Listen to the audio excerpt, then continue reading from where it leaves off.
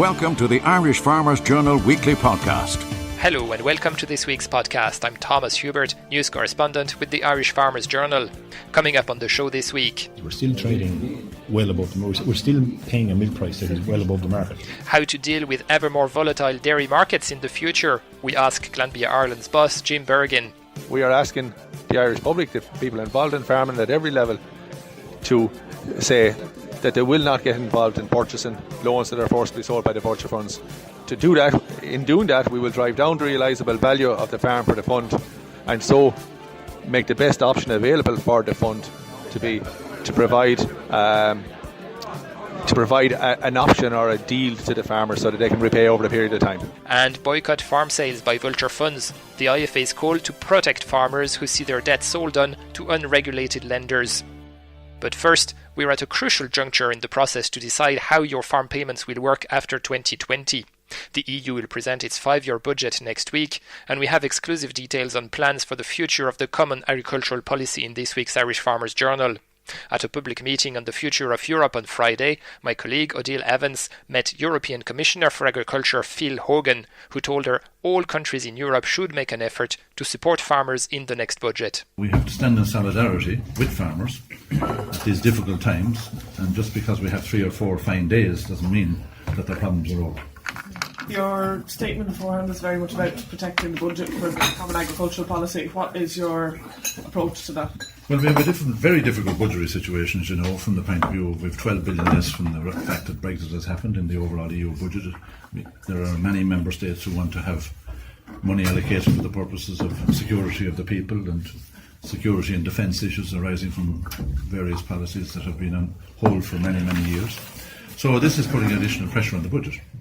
But my objective would be is to maximise the opportunities to protect as far as possible the small and medium-sized farm income, particularly through Pillar 1.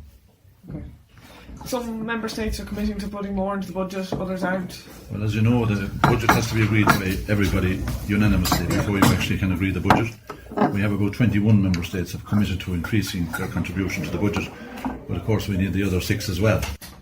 And this will be difficult to get them to agree. And if they do agree, it may be not, a lot of additional money through their, based on the gross national income of the country. But we continue to live in hope that at the end of the budgetary process on the next year, that the countries will actually, at least deliver some additional resources in order, particularly for the new policy areas of security, migration and defence, which will take the pressure off of agriculture and cohesion. Well, anybody that does a deal on a free trade agreement with the European Union has to observe European Union standards.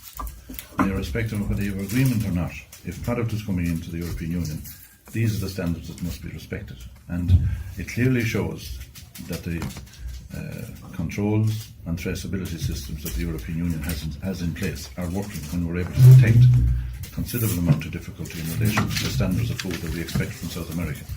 And I think that the European Commission has taken very strong action, and this is certainly given a good example of 20 establishments that have been delisted in meat products in the last few days. And where are your talks at the moment on that? Do you feel like there's not being movement anytime soon? Well, there will be no deal with Mercosur unless we're satisfied that there will be good standards and that we have a good sanitary and phytosanitary agreement. There will be no deal with Mercosur unless we actually see movement on many of the demands that we've made before Christmas in relation to industrial products, in relation to the dairy sector, in relation to geographical indications and product protection, rules of origin and maritime issues. And there is no evidence that Brazil are serious about doing a deal at the moment because they're in election mode. So the ball is in their court. So are discussions stalled then? No, there's still big discussions going on at the technical level, but I don't see any movement going on at the moment that would unduly alarm me in relation to agriculture. Ireland has carried out a kind of consultation with farmers. What's the feedback been across member states? Feedback has been very positive about the communication that we published on the 29th of November in terms of the new delivery model to simplify and modernise the policy. Farmers want to see a simpler policy and they want to get rid of all of this complexity that has built up principally through greening in the last reform. Mm-hmm. And now they see an opportunity where they have some flexibility as well at local level in every member state to be able to frame solutions in each member state to the precise objectives that will be set out at EU level. So we're getting away from the one-size-fits-all solutions in each member state, so that the Greek farmer and the Irish farmer would probably have a different way of adjusting their policies to environment and climate and water quality, and as well as a fair standard of living for our farmers. That's not necessarily popular though across all of Europe, is it? There's some places where it's not. Well, I can only point to the actual council conclusions that we got recently, where there was 29 paragraphs in the council's conclusions. There was only one of them that there was a disagreement about, and that was the 5 member states in the east who had a problem about external convergence, about money. Everything else was agreed, including the new delivery model and including the direction on the environment and climate. And the European Parliament Comagri unanimously have agreed that this is the direction that they want to go, and this will be reflected in the opinion of the European Parliament Committee on the 17th of May when it is adopted. And you have a strong focus on Pillar 1 then, you were saying earlier? Does that mean the budget for Pillar 2 is going to... Should never jump to conclusions. No, but I think people sometimes... I was talking in the context of pure economists in Ireland and around the European Union who want to abolish Pillar 1 payments because they don't appreciate that the income support that farmers get on an annual basis from the Common Agricultural Policy is essential to their survival.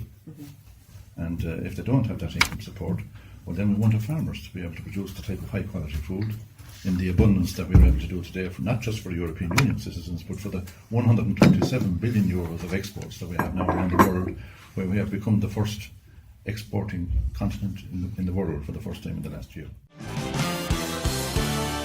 We hope that you're enjoying this Irish Farmers Journal podcast. Find out more at farmersjournal.ie.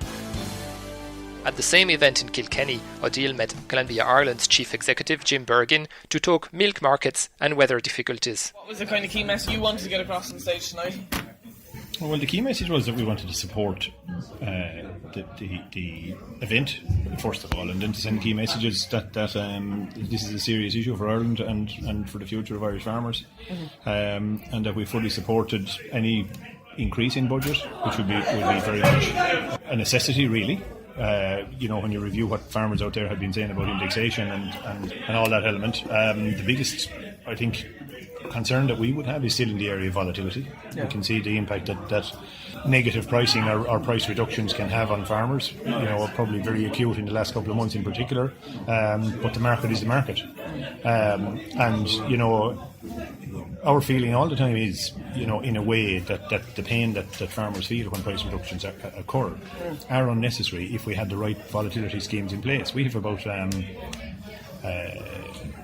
2,000 of our farmers in volatility schemes, and the people that are in those schemes have stability.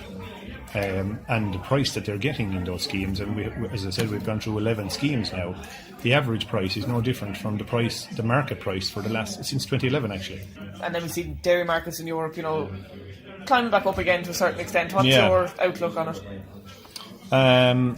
I think the EU gave an outlook recently, and they said that they had the ambition to sell 80,000 tonnes of skim this year. And if they achieve that, I think fair dues to them.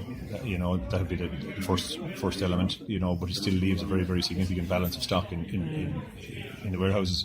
But Phil Hogan said he'd support that. No, he is supporting that, and I mean, to be fair, he's not dumping it on the market. He said it was going to be slow and steady. It is going to be slow and steady. But you see, like if you went back to when there was a CMR support, there was a calf milk replacement support back before the midterm review. There was something like 250,000 tonnes going into feed. Into that scheme, and that no longer exists. So the people in that industry, in the veal industry in particular, like they have reformulated, and so we can't assume now that that vast volumes of skim can just be sold into those industries anymore, because they have adapted to the fact that the subsidy isn't there. So it's very hard for them to dispose of that kind of volume. It's different market structures now than there were at that time. Recent days, I think it was actually there yesterday, the Dutch spot prices seem to be picked up a bit, so would you be a bit more optimistic maybe on the price? Well, butter has improved. Cheddar? Cheddar has improved slightly. And they're a help. So that's the fat side of the litre. And you know, they haven't been the problem. The problem is that skim is so low. Like when you think of it, like the intervention price of skim is €1,700 and they're selling out at 1,050 and there's nothing going in. You know, so that's what's dragging the milk price. If you don't want to see more going in though. No, we don't, and they haven't taken any in so far either. You know, so at the moment, we would say that the surplus that Europe isn't in surplus. You know that's not the issue. The issue that overhang is probably the greatest issue. Like we've had bad weather in Europe as well, and that has helped to change sentiment a little. And despite the overhang, looking at the kind of improvement in butter and cheddar, would you be any bit more optimistic over the last? If the trend continued, like I mean, what I say to my own farmers is that if the trend of the and what we're looking at is a reduction in increases. If that trend continued, you know, we would hold out some hope for the back end of the year. That's the question. Now, does that come sooner because of the weather effects and all that? That's a question. But you know, you'd hope that you would get an upturn at some point. And would you have but we're still the clear message is we're still trading well above the market. We're still paying a milk price that is well above the market. You're listening to the Irish Farmers Journal podcast. Glanbia's Jim Bergin there. Stay tuned to this podcast. After this break, we're tackling vulture funds. Revealed. The big changes coming to your EU farm payment. This week, the Irish Farmers Journal is publishing details from a leaked CAP proposal which outlines major changes to farmers' payments. Find out how these changes could impact part-time farmers, how radical proposals could slash payments to big farmers, and we have details of what could replace the basic payment scheme. Plus, don't miss our beef breeding focus with top tips for the breeding season inside this week's Irish Farmers Journal, on sale today. The next cap may be just around the corner, but there are more pressing financial issues for some farmers right now, especially those who've seen their debt sold on to vulture funds. Irish Farmers Journal news correspondent Pat O'Toole met the IFA's farm business chair, Martin Stapleton, as the association steps up its campaign against that threat. The message, Pat, that we're delivering here today is that farmers have had their loans sold to vulture funds by the banks, are entitled to the same options as regards repayment of that debt as those whose loans are continued to be owned by the banks. So in order to do that, we are asking the Irish public, the people involved in farming at every level, to say that they will not get involved in purchasing loans that are forcibly sold by the vulture funds. To do that, in doing that, we will drive down the realisable value of the farm for the fund, and so make the best option available for the fund to provide an option or a deal to the farmers so that they can repay over the period of time. You said earlier in the press conference over 200 cases in the last 12 months that the vulture funds are just not willing to negotiate a settlement with these farmers. Yes, that's what I'm saying, that we have time and time again proposed repayment options. The fund has always said to us they're not interested. They will proceed to get 100% of what they're owed plus their costs by forcing through a sale. And I suppose two simple messages today then. You were told the pillar banks not to sell loans to vulture funds, negotiate with the farmers, and you're telling the vulture funds not to sell on loans that they have already bought, but to negotiate with the farmers and reach an agreed settlement. That is assuming the farmer is willing to reach a negotiated settlement. But just in terms of that, like the proportion of farmers that refuse to deal is very small in your experience, is it? It is. I mean, the farmers who come to us are coming to us because they want to negotiate a settlement. That is a service we provide. We've historically, for years, IFA has provided that service. It's a service that we have had to put more and more resources in over the last couple of years, as this problem is now at the point in time where it's been sorted. So, you know, we don't have farmers coming to us who looking for our assistance, who are not willing to accept that they have to put together a plan and commit to that plan over a long period of time.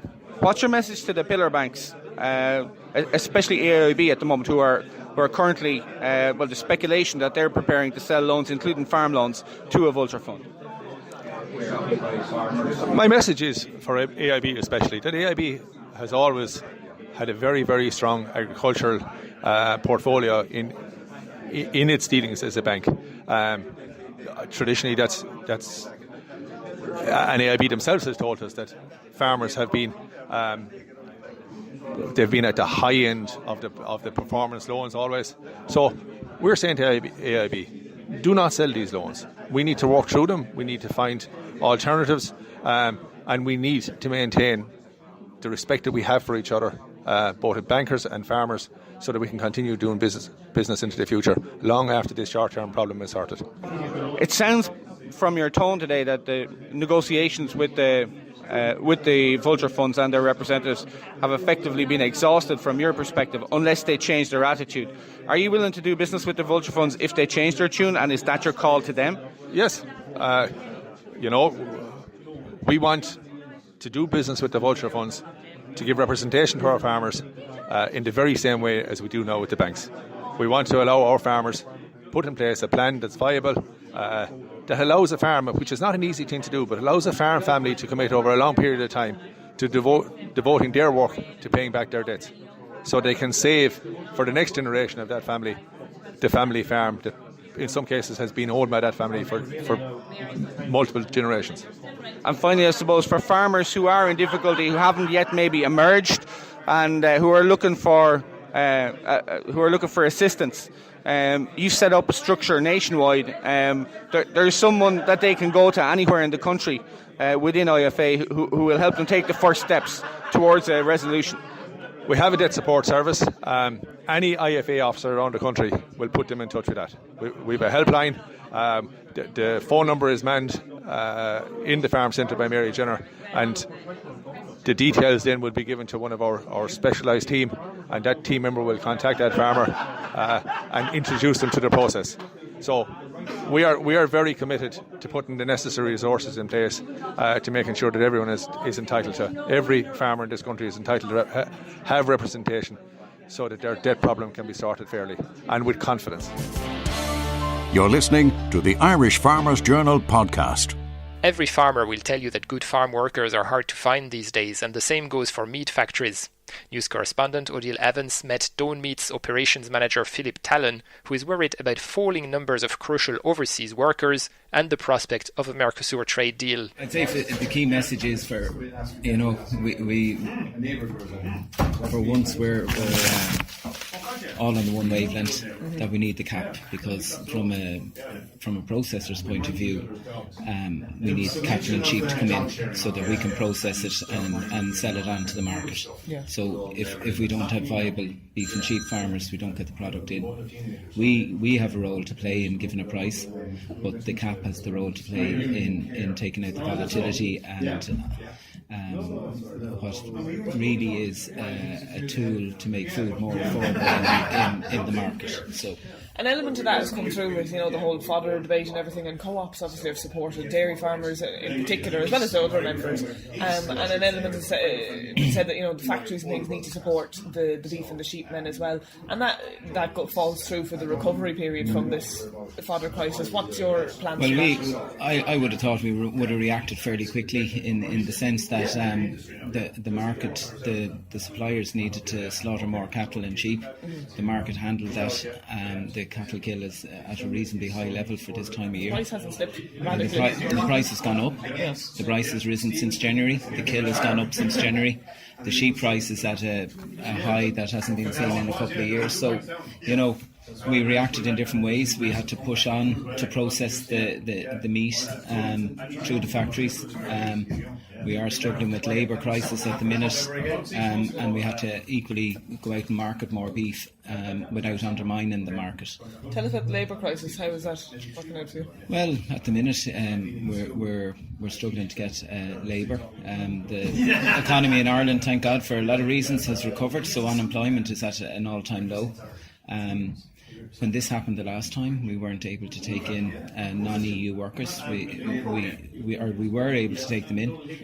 Now we're not able to. So we're working with various agencies, IBEC, MII, and other horticulture industries such as mushroom industry, etc., to see if we can get workers from outside Europe, really? Brazil, Ukraine.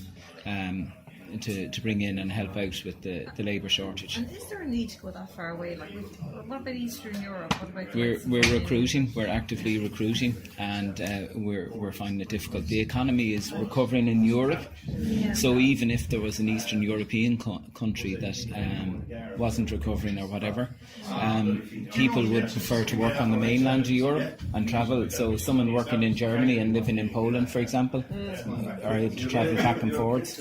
So it's closer to home. So really what's happened is that the differential between the wage in Ireland and the wage in Europe has narrowed.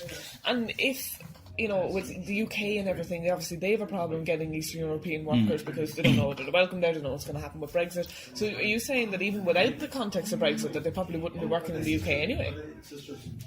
Well, I can't speak for the UK because you'd still have the sterling-euro relationship, so it depends on that and how people will do. But certainly in Ireland we'll be struggling with the recovery of the economy. Very nervous about Mercosur. We again, with the IFA, we'll be lobbying against Mercosur.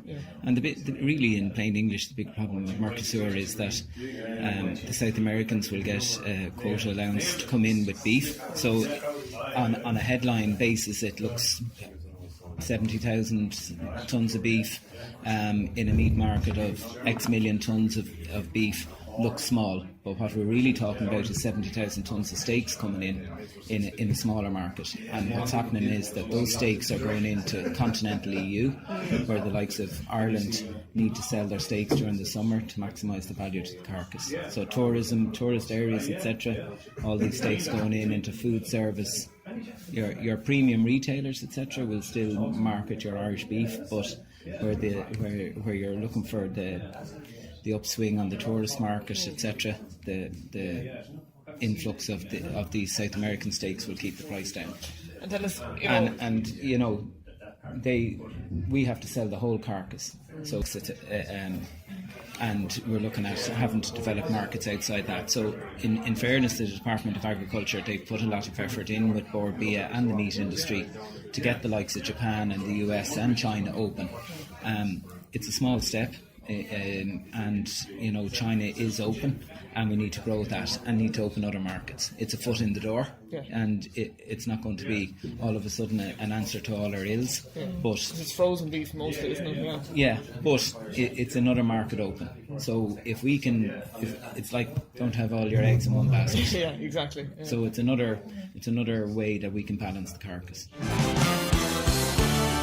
We hope that you're enjoying this Irish Farmers Journal podcast. Find out more at farmersjournal.ie. Finally, let's join Irish Country Living consumer editor Ciara Leahy on the only spot graced by Queen Elizabeth, as well as Conor and Jock from the Young Offenders.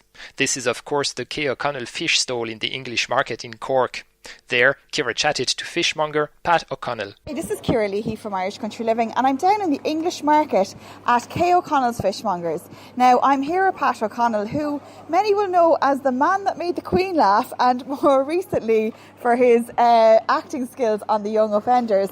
But most importantly, this fish stall has been here since Pat's mother started in 1963, and he's been working here since he was a child. Pat, take me through the stall and what's on offer here today for those in the market. Ciara, never old at all, steady on. Well, we do an incredible range of smoked salmon. We only use Irish, and we only use organic, and in the summer we use the wild one when we can get it, and we smoke it in our own plant in Bentley. Very good. So my nephew, who is third generation, is the guy that's in charge of that, right? Excellent. He's really young, in case you think I'm... Okay? Whole selection of smoked fish there. We do the smoked haddock ourselves, smoked mackerel, they're hot smoked, we've lovely cold smoked fillet here.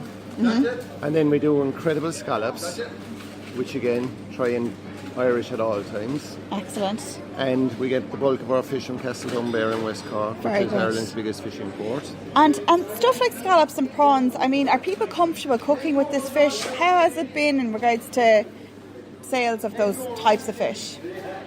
You know, when you're from Cork, and because you have this incredible market, number of people that ask you that question, like, but we don't get that or we don't see that. You know, we're so lucky in Cork. We just have an incredible array of fish. I'm second generation. Third generation are here already with Emma and Sean. They know everything possibly that's to be known about fish. So people know that if they ask, they're going to get an answer that, it's not somebody coming in for 3 hours to fill in a bit of time or take a few bob or whatever. This is what we do, this is our lives, this is our tradition, this is our history. They'll get the guidance. Absolutely. So if you want information, we're here. Excellent. So again, this is our organic salmon. This is Donegal, incredible. Wonderful John Dory there. Turbot, grill, black sole. Excellent. Fabulous corners further down, the red one with that gorgeous head, that colour. And of course down at the end is one that's become fairly famous recently, the mother-in-law fish. Very famous. As the fish that made the Queen laugh. Yeah, well, we call it the mother-in-law because of the teeth. Apparently it brings a real big people. You're lucky you didn't get into trouble about that one. I actually got on really well with my mother-in-law. She's mad about me and I'm mad about her, so I can get away with saying these things. And then down here, one which would be really still very popular with people in the country, the stockfish or battleboard or salted ling. Yeah. This one is, because it comes from way, way back in our history, it's preserved by salting. So when people didn't have refrigeration, this is the one that was hanging outside the door of hardware shops or wherever in West Cork. Or so there's great North tradition Cork. around great it. Tradition. And it's actually making quite a comeback. Excellent. That's brilliant to hear. So, yeah, again, do you cook it yourself? Well, okay. If I was going somewhere where there was a lot of drinking to be done, that's where you'd be going. That's how I do it. And Pat, as I suppose our listeners can hear, the buzz of the market is all around us. Why do you think the market has stayed as successful as it has, despite all the challenges in recent years? Well, I suppose it has a wonderful character here. It's got a real sense of place, a real sense of Cork. But it's also changed over the years, I mean, we have a fabulous olive stall here now, and if you had went back 20 years ago and said, we're opening up an olive stall in the market, people would have laughed at you. So it's moved with the times. It's definitely like we have a sandwich stall across from us here who does all, again, really local produce. So I suppose, the tradition and the history and the skills are always on show. The bit that changes is probably the product changes slightly. Yeah, absolutely. And there's new little, ostrich when it was in fashion was done here. Now we're doing, some of the butchers are doing buffalo. We have the mozzarella that's made in Macroom. They have a stall here. So it's moved with the times. It moves and it kind of... changes into something slightly different every now and then. And it's the people. It will always be the people. It will always be the people and the product here. I mean, that's what the market is about at the end of the day. Like that's the constant.